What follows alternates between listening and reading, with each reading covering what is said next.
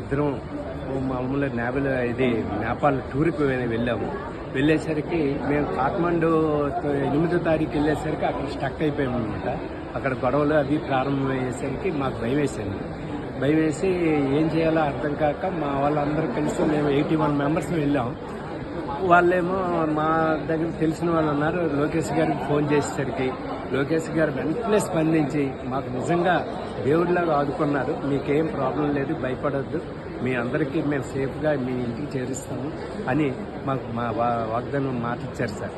ఆయన నిజంగా చేస్తారా చేయరా అని మళ్ళీ కూడా ఆ రోజు నైట్కి భయపడ్డాం.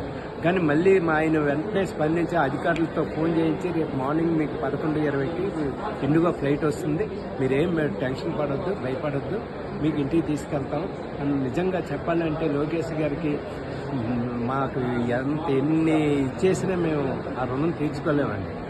ఆయనకి శతకోటి వందనాలు, ధన్యవాదాలు మాకు ఆయనకి చెప్తున్నాం. లోకేష్ గారికి, చంద్రబాబు నాయుడు గారికి, మన పవన్ కళ్యాణ్ గారికి, మోడీ గారికి నిజంగా చాలా అంటే చాలా ధన్యవాదాలు. మేము ఇంటికి చాలా సేఫ్గా వచ్చేసాము. మేము ఆయనకి ఇంకా ఎన్నో